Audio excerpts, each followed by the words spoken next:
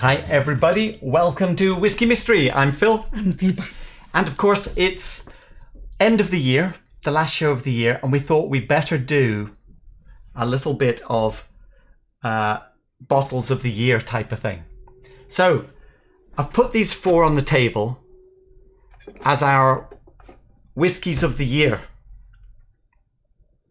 Except these were 4 of the disappointments of the year. So,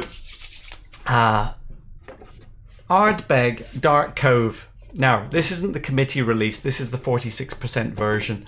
But it's almost a, mythical Ardbeg, the Dark Cove. And it was in blind tasting for so long, waiting for it to show up. And when it did show up, we sort of shrugged it off as not being particularly interesting. Can you even remember? I think with shot finish, maybe. Yeah. I mean, we still have some. I mean, it's not bad. Of course. I think maybe with pottery. It's a very nice Ardbeg, but I guess the hype got ahead of it. Another PT one, which actually wasn't in the blind taste, but we bought it to try, the heavily peated Killkaren. And it's the one that, maybe it will get better. Actually, I think it's down there. Can you grab it? The problem was, as soon as we nosed it, we thought, ooh, new make. I just want to see, does it still smell like it's new make? Yeah. It smells very new make. I forgot. It's slightly gone off fruit. So we haven't. We were disappointed with the heavily peated. Right, Springbanks. How could we be disappointed with Springbanks? Well, local barley is not a Springbank that disappoints us normally, because it is up here on the shelf.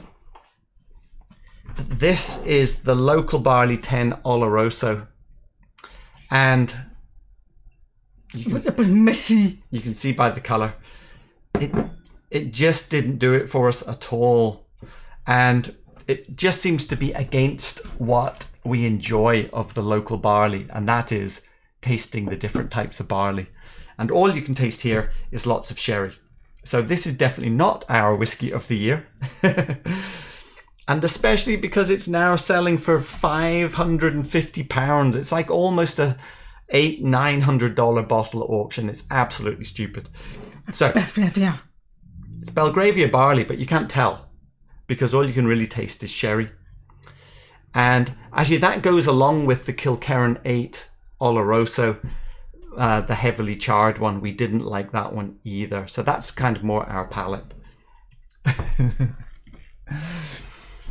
And somehow, as much as we like Springbank, every time, the 2 times we've had a 21-year-old show up in blind tasting, we have kind of pushed it off the shelf. And I guess it's gone a bit black art for us in terms of the flavours have been a bit weak, even though the nose have always been fantastic.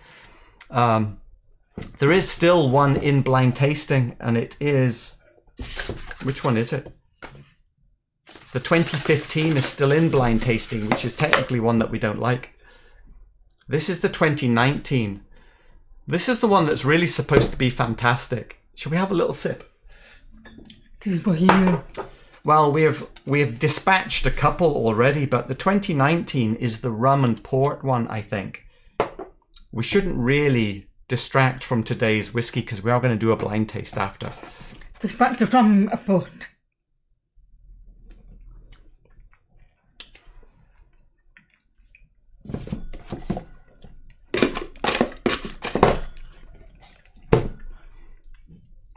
I see.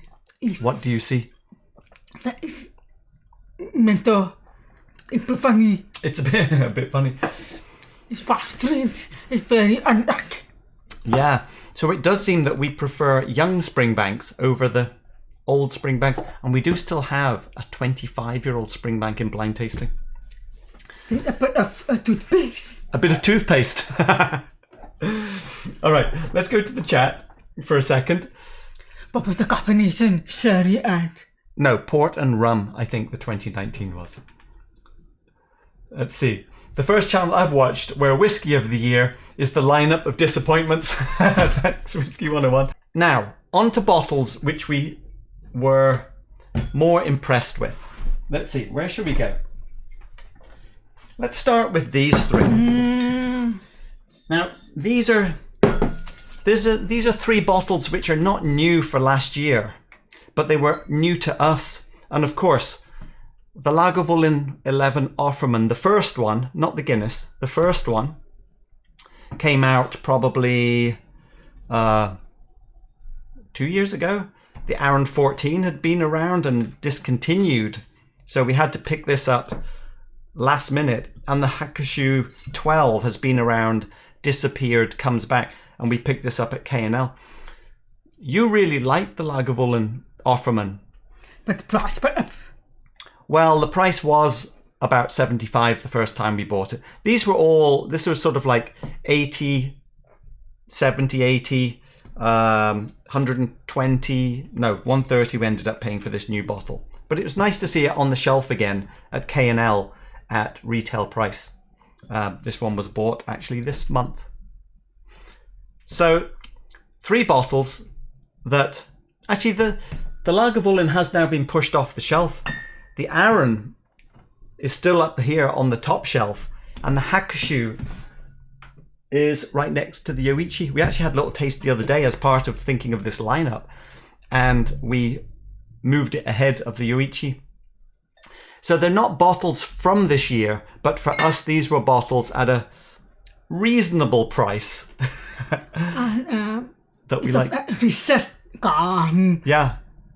You get back, you share with a friend. So have a look out for Hakushu coming online again. And if there's any Arrans that haven't gone offline yet, grab those. I think, another one. And it also difficult to get. Yes, this is also offline now, but you might find the old Dusty. Another one for me especially was Glen Scotia 15. We called it Whiskey. It's a classic whiskey, I think. A classic whiskey profile. And even now it's about $80. And I have to say that this is probably ranking... Where are we? Glen Scotia 15 is probably the highest ranking bottle for the price at the moment. Arran not being available anymore. Actually, the Glendalough was another surprise. So these are the 4 bottles I think that we liked from this year. Okay, put those over there. This one we're using for some tasting today. Now, on to things that are slightly more... not quite out of reach. Not out of reach, not really. No, we said we didn't like the Killkaren 8 Oloroso, but we did love the Killkaren 8 Ex-Bourbon. Right? 55.7% this one. And it is still, I was looking at the top shelf, it's right here. Now, this was also under $100. Probably should be about 80 or 90 at the original price. And this goes towards us, that thing of liking the Ex-Bourbon profile. Not quite sure when this came out, but we bought it. We bought it as a replacement. Again, this might be a bottle not from 2021, 2020 release, I think maybe, but we didn't taste it until this year. And I thought that was pretty fantastic. Honey toasted pencils. Now, we can't really leave Springbank local barley off the shelf, can we? That was just the Oloroso version. We have liked all the others. The 16-year-old, I think, was Prisma barley. The 11 is Bear barley. There's a Belgravia 10-year. And then Optic for 9 and 10 years. Now, the thing that is better about all of these ones is the fact that they are Not mostly they're mostly ex-bourbon. They have some little bits of sherry in here and there. Transparent. But this 11-year-old was one that we didn't like it that much when we had the lineup of Springbank local barleys. But throughout the year of blind tasting, the ones I thought I was going to really like, haven't really shone. But when the 11 came up in blind tasting, we absolutely loved it. And again, a bottle which is no longer available. But that's the reason that Springbank local barley is up this high. And this one, I believe, is 100% ex-bourbon. And we call this one More Grass Than Chocolate. So, Springbank local barley. Along those lines,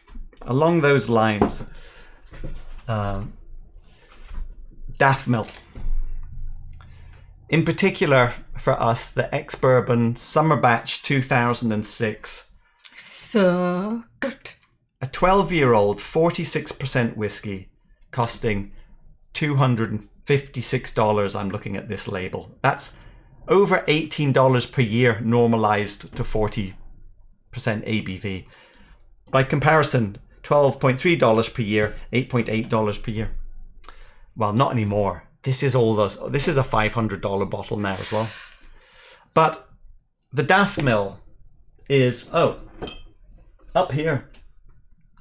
And we had a little taste yesterday, and again, we absolutely loved it. So Understated, light, floral, slightly Auchentoshan-y floral, in a good way. Nice. Finish. Yeah. But how many years? 12 years. But these And it was one that we tasted with other Daff Mills. And we blind tasted it, and it did hold up both times. So that is a pretty amazing whiskey for the...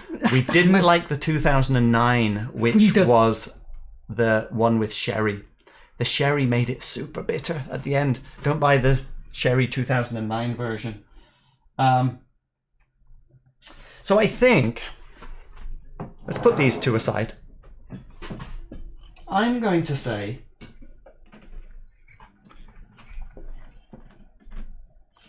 For my whiskey of the year of reasonable price, I am going to say Glen Scotia 15. If you haven't got a Glen Scotia 15, go and get one. And I think it is, well, along the lines of my favourite Craigellachie 13, a great bottle for the price. And for you? I like this one. Deepa?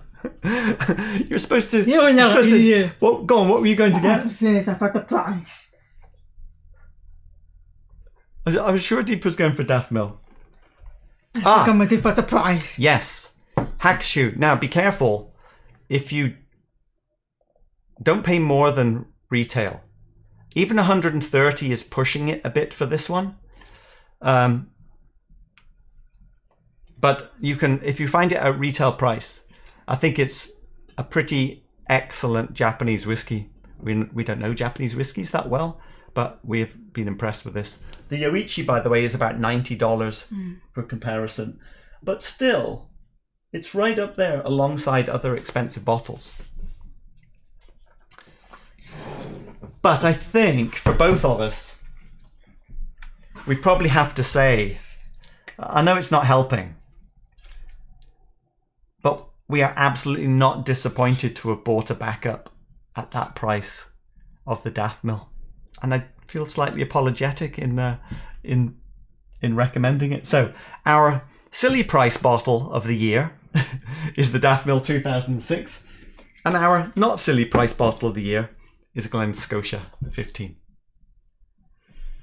Let's quickly go over some of the more unique moments. We cannot not mention... Number one. Well, it's not number one now. Number two. But the Ben Nevis 23-year-old, which was our number one bottle for so long. This is from the... if I can get it in. Single malts of Scotland release, 52.7%. The ex-sherry Ben Nevis. And can you buy that again? Might still be out there on the shelves. 300 and something ish dollars for that bottle. We got some backups. I don't regret it at all. It's one of the best whiskies we've tasted. It's totally opposite of today because it has so many different flavors, but integrated. What a ride. It seems like overall we prefer Longrow to Springbank. Because in general... Yes, I don't know. I think because it has smoky. Let me move Yamazaki for now. Maybe because smoky. In general, look, the 18 versus the 18. The 21 versus the 21 not on the shelf. So, we weren't disappointed with Longrow 21, were we? But, can you recommend it at $400? This is better, obviously, if you look at our shelf.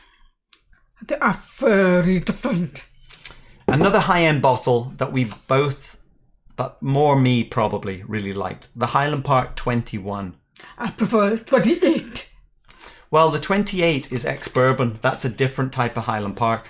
This one. This is the official bottle. You know, more of a sherry. $272 we paid for this one. Back in 2019. Early 2019. Almost 3 years ago. No. But February 2019. It's a lot more than that now. But I have to admit, this classic Highland Park is a whiskey which was in the top 10 for a long time, and it was good enough for me to go and order a 25, which is still in blind tasting. Oh, wow. Look, there's gas in this bottle. But you know, the difference between Rosebank and Brora.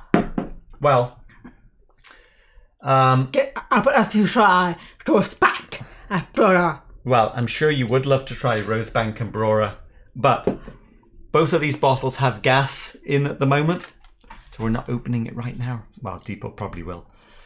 Interestingly, we paid $17.5 per year on this Rosebank.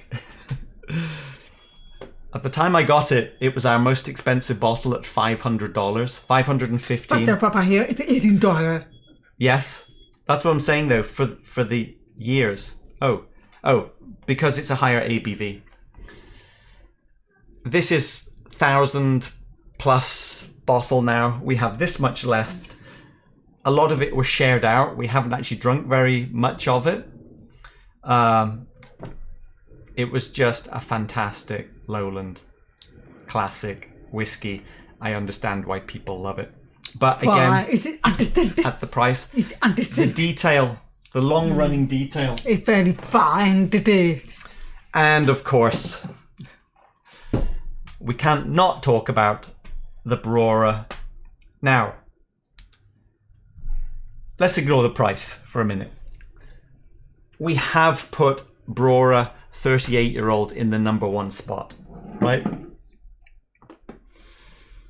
It is the official release from 2016. Wow, too expensive. Can we buy that again? We can't mention the Brora without also mentioning Flaming Heart, though. Our blind taste of the Brora, it was very close to us putting the flame. Actually, it wasn't that close. No. When you look back. Oh, Amir. Thank you very much for the super chat. And some coins for you. We will get your name in the hat after the show. So, the Brora is an amazing bottle. It is a fantastic whiskey. We absolutely loved it for its detail, its subtle smokiness, its age, but mostly because it was an empty tin of pineapples on a campfire. I still have the picture in my head. And when we look back at our blind tasting, when we taste it, you can see our reaction. But based on all of the others, if this is a $300 bottle, this is a $600 bottle. it's not a $2,500 experience. And as you can see, we have shared out almost, well, we've drunk about that much. The rest has been shared out. So many people in the Patreon list have had a chance to get a 1 ounce sample. I hope you enjoy your Brora. I know a few of you have got your samples now. Maybe you can cheers in the new year. And thanks everyone for the year of watching our live streams. We've still got a year's worth of samples to get through. Don't worry, 2022. Including 2 bourbons. Including 2 bourbons. We will see you all in the new year. Thanks all for watching. And enjoy your whiskies. Get them open. That's what they're for.